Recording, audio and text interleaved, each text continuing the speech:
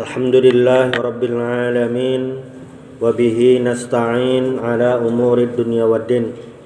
Wa sallallahu ala sayyidina Muhammadin khatamin nabiyyin wa ala alihi wa sahbihi ajma'in. Wa la hawla wa la quwwata illa billahil aliyyil azim. Qala al-musannif rahimahullahu ta'ala wa nafa'ana bi ulumihi wa bikum fid dharain amin. Faslun fi ma yata'allaqu bil mayyiti alladzi yalzamu lil mayyiti arba'u khisalin ghusluhu wa takfinuhu wassalatu alaihi wa dafnuhu. Lanjutan di bab pertemuan sebelumnya, ini sudah bab hanyar setelah pembahasan tentang Jumat. Kalaunya bab-bab sebelumnya itu berhubungan dengan hal-hal yang fardu ain, ini masuk dalam pembahasan fardu kifayah. Sembahyang 5 waktu fardu ain, sembahyang Jumat fardu ain, ini masuk dalam pembahasan fardu kifayah. Fardu kifayah ini sama kayak fardu ain juga, cuma bedanya kalau fardu ain itu setiap individu harus mengerjakan, fardu kifayah ini cukup sebagian. Nah, pembahasan fardu kifayah ini, apa-apa yang jadi fardu kifayah banyak sebenarnya. Termasuk ilmu yang harus dipelajari.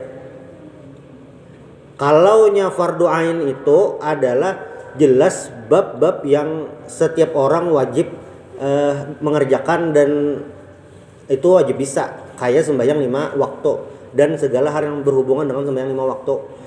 Sembahyang 5 waktu hukumnya fardu ain. Belajar tentang sembahyang 5 waktu toharohnya itu juga berarti fardu ain.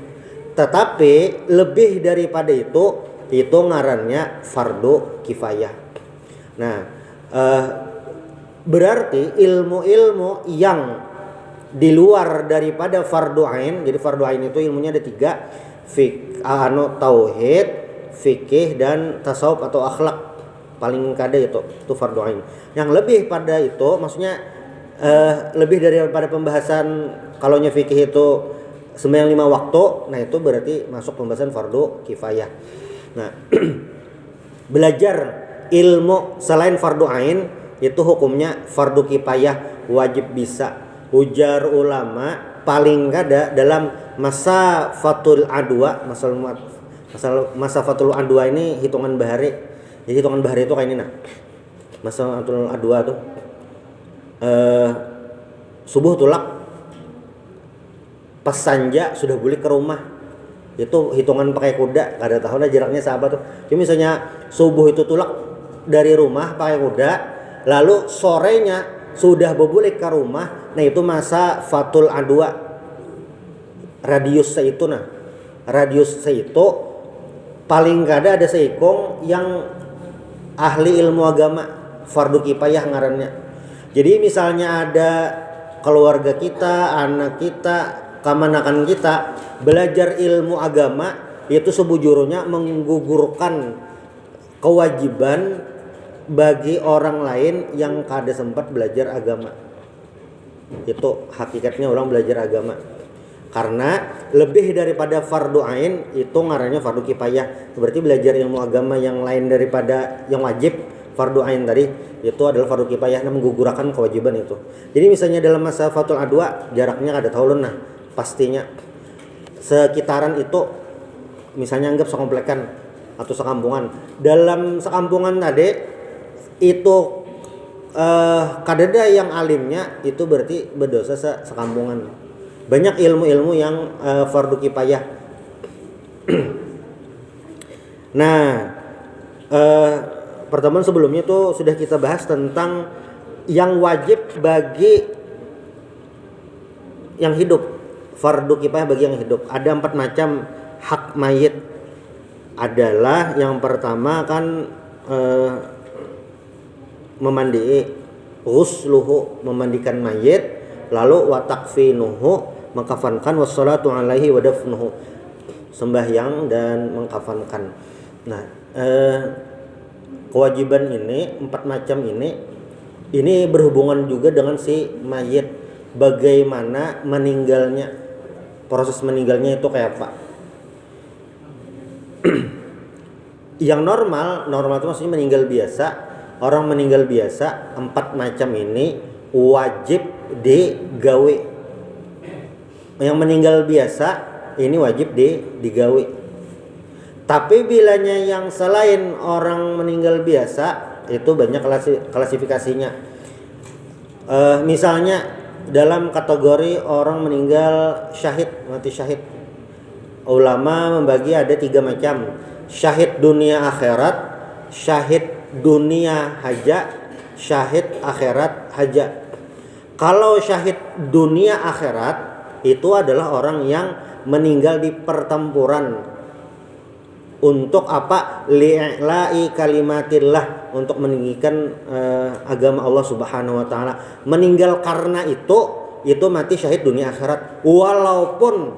Walaupun sebabnya kada pasti meninggal karena dianu musuh.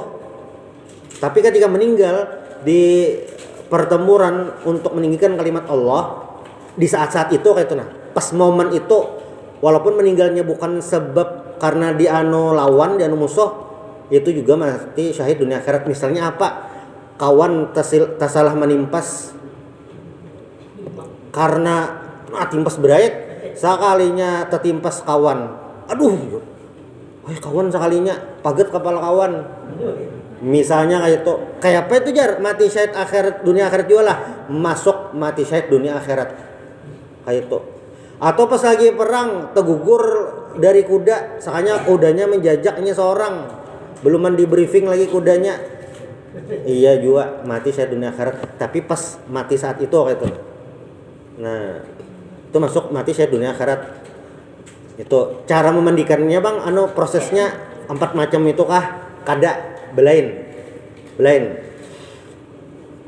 Syahid dunia ini sama sebenarnya secara tampilan lawan orang yang mati syahid dunia akhirat di pertempuran juga sama. Cuma yang membedakan 2 orang ini adalah niatnya, dan itu kada ada yang tahu, Allah Ta'ala aja yang tahu. Cuma penyelenggaraannya sama. Syahid dunia akhirat lawan syahid dunia aja ini sama. Lalu yang terakhir syahid akhirat. Syahid akhirat ini macam-macam penyebabnya. Kalau nyawa ini meninggal menuntut ilmu, meninggal karena penyakit menular kayak semalam itu Covid, meninggal karena imbah beranak, ya juga banyak tuh syahid akhirat. Nah kalau mati syahid akhirat ini kayak orang meninggal biasa, di mandi, kapani, sholat kan, dikuburkan, sama tuh kayak biasa. Yang 2 macam tadilah syahid dunia akhirat lawan syahid dunia. Ini kayak apa caranya? Nah, dua orang ini yang meninggal imbah pertempuran tadi, pertama itu kada boleh disembahyangkan, kada usah disembahyangkan, untuk kada boleh tuh. Lalu yang kedua, kada usah dimandii juga, kada usah dimandii. Itu 2 macam. Lalu diapai? Dikafani lawan dikuburkan. Dikafani dan dikuburkan. Dikafani itu melihat kondisi baju nangnya pakai biar aja tuh rabit bajunya biar aja itu. Nah lalu dipakaiakan kain yang ada. Biasanya pas imbah perang tuh memakai nang ada. Salah satu sahabat Nabi ngarannya Mus'ab bin Umair. Mus'ab bin Umair ini waktu di Mekah salah satu anak Crazy Rich kota Mekah kayak itu. Ya termasuk anak pembesar kota Mekah lah. Sidin masuk Islam yang mama Sarik Banar, mama Mus'ab nih Sarik Banar. Ika masuk Islam kah? Inggi ulun sudah masuk Islam. Ku coret kam dari kartu keluarga. Kartu kredit ku tarik ke. ATM diblokir karena salah memicik pin 3 kali. Ada pokoknya disariki mamanya. Ini sariki mama Sidin, dan semua akses untuk mengambil harta itu dihalangi. Nah, cuma ujar Mus'ab, kada mah ulun tetap masuk Islam. Sudah Allah Sidin. Lalu Sidin ini Mus'ab bin Umair ini diutus Nabi untuk berdakwah di Madinah. Karena orang Madinah ini masuk Islam berdahulu, Nabi belum ke sana, nah Mus'ab dikirim ke Madinah untuk melajari orang-orang Madinah. Tahun 3 Hijriah, tahun 2 Hijriah itu terjadi Ghazwatu Badar, tahun 3 Hijriah Ghazwatu Uhud. Mus'ab bin Umair itu meninggal waktu Ghazwatu Uhud. Nah, waktu Sidin meninggal itu Mus'ab bin Umair waktu Ghazwatu Uhud, kain yang menutupi awak tuh mempas benar. Bilanya ditarik ke bawah, nang di atas kelihatan. Ditarik ke atas, ke bawah kelihatan, mempas benar. Jadi yang nyata menutup aurat dulu kayak tuh kain kapannya seadanya aja. Makanya ujar Nabi, ikam memilih Islam padahal waktu masih belum Islam, nyaman benar duit, tapi karena memilih Islam pas-pasan kayak ini. Makanya Nabi terharu kayak itu nah, perjuangan Mus'ab bin Umair. Karena gara-gara Sidin, sebab Mus'ab bin Umair, penduduk Madinah ini Islam kayak itu. Islaman kayak itu nah, se-Madinahan tuh nah, kecuali ada beberapa. Jadi kada disembahyangkan dan kada dimandii biar aja. Lalu bang, selain pada itu, nah ini non muslim pulang, non muslim. Jadi yang perlu kita pahami, penyelenggaraan jenazah itu merupakan ibadah. Penyelenggaraan jenazah itu memang kejadian manusia, aktivitas manusia, bisa hidup bisa meninggal kayak itu. Cuma penyelenggaraan jenazah itu bagian dari ibadah. Nah, jadi dalam berhubungan sosial ini, kalau masalah akidah itu nang dipakai surah Al-Kafirun, lakum dinukum waliyadin, dalam masalah akidah. Cuma kalau masalah muamalah, interaksi, itu sama seberataan, kada ada perbedaan. Makanya waktu Nabi sampai ke Madinah, ada ngarannya piagam kota Madinah, itu perjanjian sama-sama saling menghormati. Dalam fikih itu ada beberapa macam kategori non Islam. Satu, kafir harbi, ini orang yang memusuhi Islam, kada Islam memusuhi Islam. Lalu yang kedua, kafir zimmi. Zimmi ini hidup di wilayah kaum muslimin, tapi hidup kayak biasa. Amun bahari bayar jizyah. Amun wah ini berarti kurang lebih yang hidup di wilayah kaum muslimin, hidup biasa gitu, kada apa-apa. Lalu ada juga ngarannya muahad. Muahad ini hidup di wilayahnya seorang, maksudnya wilayah lain orang Islam, tetapi melakukan perjanjian dengan kaum muslimin. Nah, ini bang apa dimandiakan di penyelenggaraan jenazahnya kayak apa? Nah, ini orang-orang yang kayak ini, yang non Islam nih, kada boleh disembahyangkan. Jelas bang, kada boleh disembahyangkan. Kada kau juga kita kada tahu kayak apa menyembahyangkannya. Selain kada boleh disembahyangkan. Ini sama kayak orang mati syahid dunia akhirat atau syahid dunia, kada disembahyangkan, kada boleh. Lalu kalau memandiakan nih, yang zimmi tadi atau muahad tadi yang ada perjanjian, boleh dimandiakan. Berarti ini orang begawi di rumah sakit, memandiakan mayit, tapi orangnya kada Islam, kayak memandiakan kada bapak, boleh aja, asal lain kafir harbi. Memandiakan boleh, tadi menyolatkan kada boleh, memandiakan boleh. Mengkafani bang, nah bila mengkafani ini hukumnya wajib, lawan menguburkan wajib juga. Gasan yang mana? Gasan yang zimmi lawan muahad tadi. Dikafani boleh aja, dikuburkan lain boleh aja bang, wajib. Dikafani wajib, dikuburkan wajib juga. Lalu sebaliknya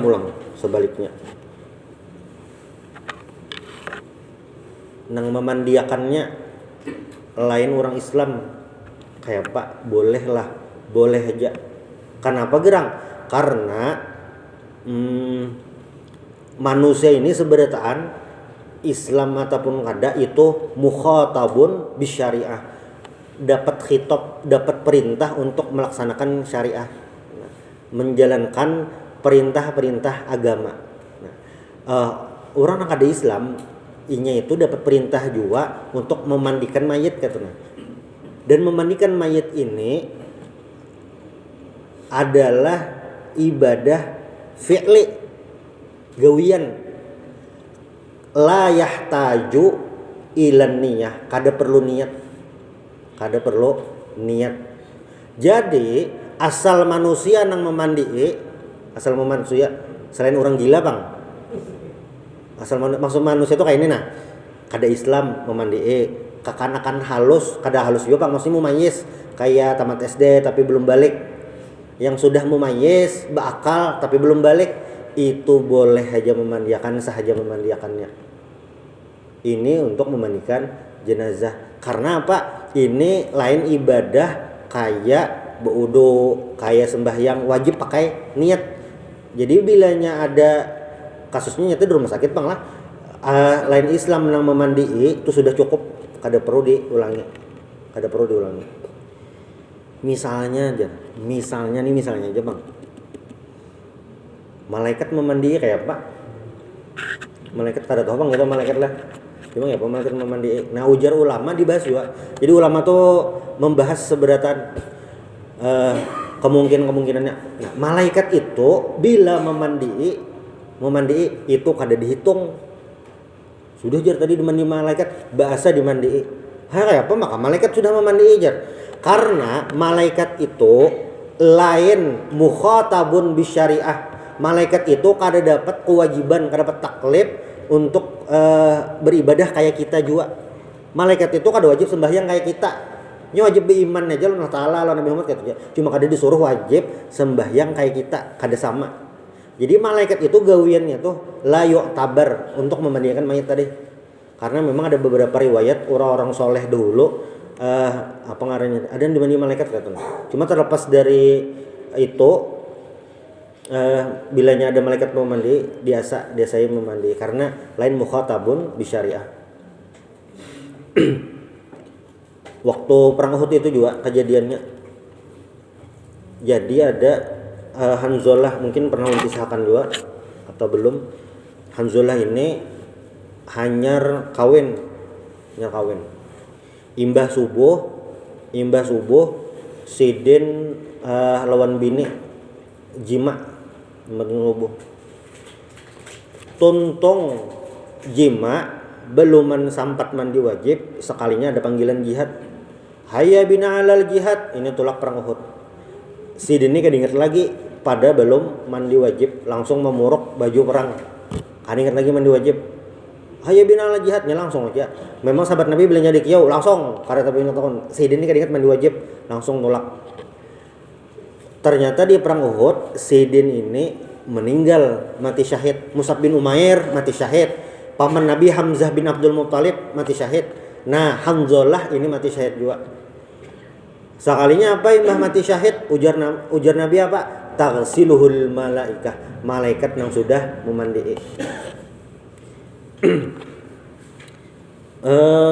Misalnya kayak ini pulang. Ini ulama mengisahkan pulang karena memang ada kejadian mayatnya memandii seorang. Ini karomah bang. Mayatnya memandii seorang. Supaya orang kadang alih jangan mencari pemandian, aku mandi seorang aja. Orangnya meninggal, hidup satu umat mandi seorang. Kayak apa itu karomah? Itu sudah cukup juga. Mungkinlah itu jar. Sekalinya ada ulama ngaran Sidin Imam Ibnu Abid Dunya. Ibnu Abid Dunya. Banyak kitab-kitab Sidin. Sidin mengarang kitab, judul kitabnya lah Man Asya Ba'dal Mauti, orang-orang yang hidup sesudah meninggal. Jadi Sidin di kitab itu menuliskan riwayat, kisah-kisah orang-orang yang sudah meninggal sudah mati itu, dasar bujuran mati. Urat nadi kadeda lagi, hinaknya kadeda lagi gitu. Tapi banyak hidup pulang. Bahkan ada yang sampai bertamuan Nabi, bertamuan Allah Ta'ala, macam-macam. Lalu hidup pulang, padangan setumat ja. Tapi hidup pulang. Ada ngarang kitabnya Man Asya Ba'dal Mauti. Ampun pian cari di pasar bisa kada penjual bang. Cuma belinya di PDF kitab bahasa Arab ini nyaman mencarinya. ketik bahasa Arab man asya ba'dal mauti PDF, nah keluar tuh kayaknya downloadannya, karangan Imam Ibnu Abdi Dunya. Berarti lah kisah orang yang pas meninggal masih aja hidup, nah itu dasar bujur, dasar ada itu. Ini hidup, kadang sekadar bergerak, ada dasar hidup pahadangan setuman, meninggal batu pulang. Ada yang montongnya aja bawa pandir, awaknya mati, bunyi keluar suara aja kayak itu, tapi orangnya mati. Jadi 4 macam ini yang wajib digawe: memandikan, mengkafankan, menyembahyangkan, dan menguburkan. 4 macam ini. Jadi tadi kalau yang memandikan itu wajibnya digawe. Kada perlu niat, kada sama kayak sembahyang. Sembahyang bilanya kada berniat kada sah. Sembahyang bila niatnya tersalah berarti kada dihitung. Misalnya kayak pas sembahyang maghrib tadi misalnya berniat sembahyang subuh, sahlah sembahyangnya, kada sah karena berniat sembahyang subuh padahal sembahyang maghrib. Misalnya kayak ini berniat sembahyang, sahajaku sembahyang maghrib karena Allah Ta'ala, berniat lah itu berniat, tetapi niatnya ini kada kawa dipakai gasan sembahyang fardu. Kenapa? Karena tertinggal takyinnya. Kan dalam niat itu dalam mazhab Syafi'i qasad ta'arud takyin, ta'arudnya tertinggal tuh. Sahajaku sembahyang maghrib, tertinggalnya apa? Sahajaku sembahyang fardu maghrib. Jadi bilanya ada orang pardunya tertinggal, maka sembahyangnya tadi dihitung sembahyang sunat, walaupun kada depang sembahyang sunat 3 rakaat kecuali sembahyang witir. Cuma dihitung misalnya kayak sembahyang subuh, sahajaku sembahyang subuh, nah itu dihitung jadi sembahyang sunat, lain sembahyang wajib. Jadi harus dibuat pardunya. Itu detailnya niat tadi. Nah, kalau masalah memandi mayit ini kada perlu niat, asal dimandiakan. Nah, 4 macam ini kenapa jadi wajib atau apa? Karena ini merupakan bagian dari ihtiraman lil mayyit, menghormati mayit. Nah, lalu selanjutnya faslun fi bayani ghuslihi. Bab selanjutnya adalah tentang memandikan mayit. Aqallul ghusli ta'mimu badanihi bil ma'i. Nah, dalam kitab-kitab fikih ini biasanya disebutkan paling kada itu standar minimal yang harus dikerjakan. Yang insya Allah seberatan pasti bisa. Nah, aqallul ghusli, minimal memandikan mayit itu apa? Ini definisinya sama kayak mandi wajib. Ta'mimu badanihi bil ma', mengubui banyu seawakan. Mandi wajib tuh itu pemandiannya misalnya jauh benar, kada ada ngaliran cari mandi banjarnya mandi ya. Kayak apa ngali benar mandiannya, maka mau dihitung pokoknya yang penting takmimul badan bilma itu sudah digawe, itu sudah sah. Batis teduhulu kah, kepala baduhulu kah, harap apa. Nah, lalu kenapa jadi ada tata cara memandikan mayit ini? Itu ihtiraman lil mayit, menghormati.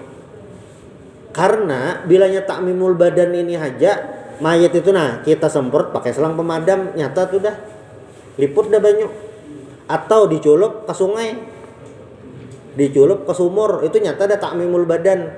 Tapi kada mungkin, karena apa? Ihtiraman lil mayit, menghormati mayit, walaupun itu sudah sah. Jadi ada standar minimal kita tahu, cuma adabnya ini juga mungkin sama kayak sembahyang itu kan lakian auratnya dari pusat sampai dintuhut. Jadi bila ada orang betape sembahyang betape pakai baju kaos kutang, itu sahlah sembahyangnya, sah. Seharusnya sudah menutupi aurat, tapi adabnya panggilan Allah Ta'ala kayak apa? Nah itu makanya kalau masalah baju sembahyang tuh, nah ujar ulama baju sembahyang tuh, nah baju di belakang tuh jangan betusan macam-macam. Apalagi di belakangnya bertulisan anu jar, buronan Nusa Kambangan loh. Yang di belakang, wah buronan nih di belakang. Itu di maksudnya baju di belakang tuh yang bertulisan macam-macam gitu nah. CR7 Klub An-Nasr. Wah pendukung An-Nasr nih. Itu disunah. Nah, aqallul ghusli ta'mimul badan bil ma. Jadi paling ada minimal memandikan mayat itu dikubui sawakan kayak itu ya. Nah, adapun tata caranya ini memang secara detailnya itu ada kita apa tuh. Dan ini merupakan pelajaran praktek gitu. Yang rancak memandikan mayat ini sudah terbiasa banyu-banyunya apa-apa itu. Ini berapa kali memandikannya atau apa. Lawan untuk penyelenggaraan jenazah ini modalnya itu lawan menyembelih itu sama wani. Bilanya hanyar terjapai mayat tautan, nah kain aja dulu. Yang penting modalnya wani dulu itu. Bilanya kada wani bang kayak apa? Belajar wani. Ulun ada dapat kabar pemandian bebinan ini termasuk alih itu nah. Termasuk alih. Walaupun kada ada survei yang pasti bang lah berapa ikung tersisa kayak itu nah. Cuma termasuk alih itu nah. Padahal ini bagian dari fardu kifayah. Artinya bilanya di suatu tempat itu kada melaksanakannya seberatan berdosa gitu. Aqallul ghusli ta'mimu badanihi bil ma marratan li anhal fard fil hayyi wal mayyit aula biha fala yushtaratu taqaddumu izalati najisin anhu wa mahallul iktifai biha haitsu hasala al inqa wa illa wajibal ilqa. Jadi memandikan mayat ini takmimul badan lawan awak sudah berasih. Paling kada itu bang. Berasih itu maksudnya kayak ini yang di hidung diberasihi, di telinga diberasihi gitu nah. Lawan parutnya ini sudah dipiciki kada keluar lagi tahi. Nah paling kada itu dah. Kada tahu jar cara memiciknya itu kayak apa jar. Paling kada sudah benar keluar tahi sudah bersih. Nah itu sudah paling kada minimal benar. Sudah bilanya sudah bersih itu sudah. Nah dan memang memandikan mayat ini walaupun ini mayat kada daruhnya lagi, kada bergerak lagi, ini sama diperlakukan kayak orang hidup. Makanya memandi itu ditutupi kain. Kada boleh juga telanjangan memandi. Tetap harus dihormati. Tetap dihormati. Karena ngarannya manusia ini dihormati. Nah, penyelenggaraan jenazah ini akan berbeda halnya lawan orang yang keguguran. Nah, pas Isa dah. Keguguran itu kayak apa? Nah, keguguran itu macam-macam bentuknya. Ada yang keguguran sudah bentuk manusia, ada yang belum. Ada yang sudah bentuk manusia atau belum. Bilanya sudah ada bentuk manusia, lalu maksudnya sudah ada bentuk manusia, nah itu maka kayak biasa.